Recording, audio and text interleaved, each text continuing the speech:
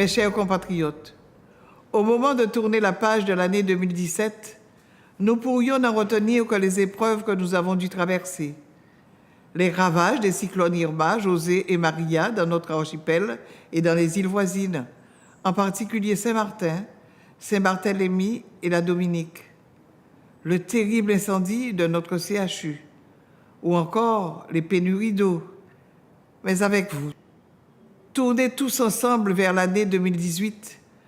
Je voudrais au contraire retenir en guise de graines d'espoir tous les ferments de résistance et mieux encore de résilience qui sont à l'œuvre chez nous au quotidien et qui sont le socle de l'espérance lucide qui devra nous animer tout au long des prochains mois.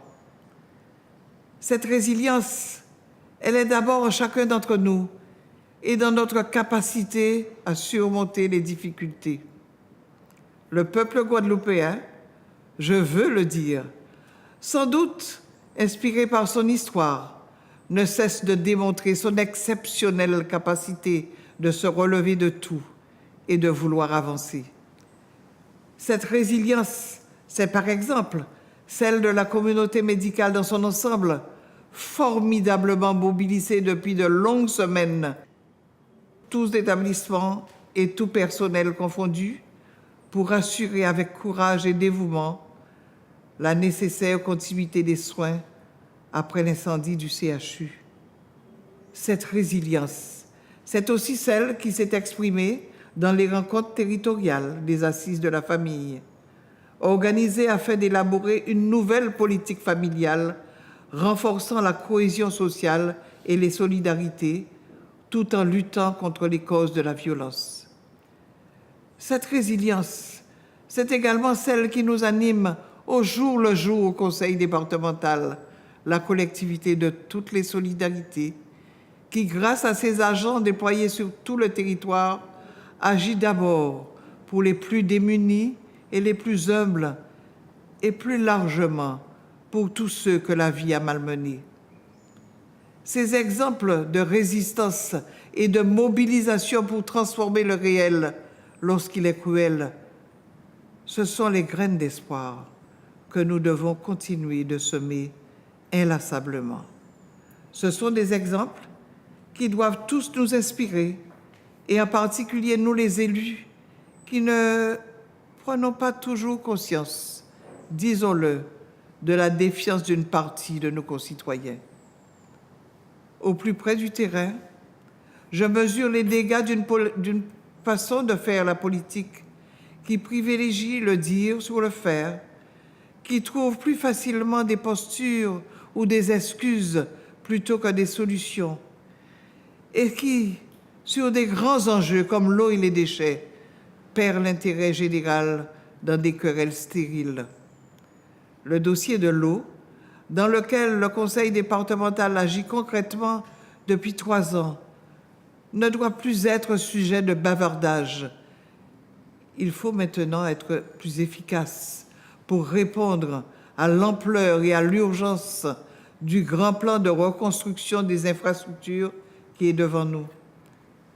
C'est pourquoi j'ai proposé au gouvernement qu'en 2018 et dans les années qui suivront, le Conseil départemental puisse amplifier son action avec le soutien financier de l'État et prenne une large part des travaux nécessaires, en particulier sur les captages stratégiques de Capesterre-Belle-Eau.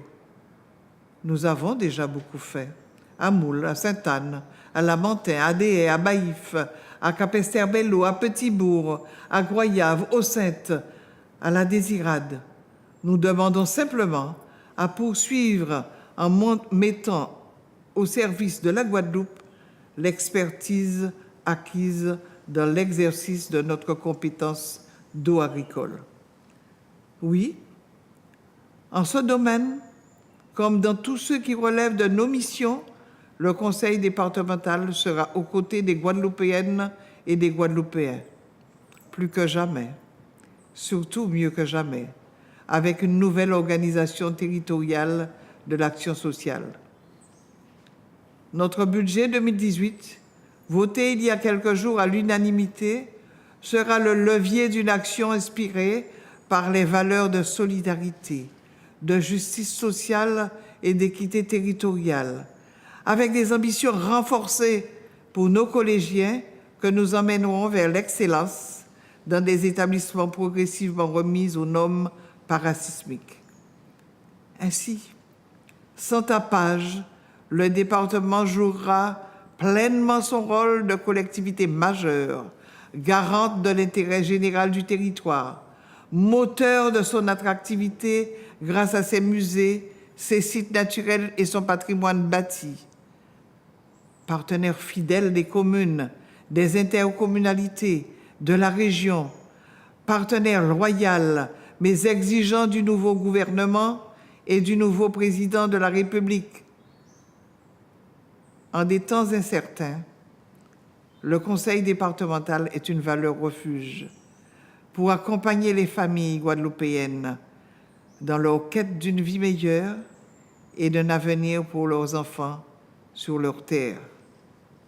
À vous toutes et à vous tous, j'adresse mes vœux de santé, de bonheur familial et de réussite personnelle.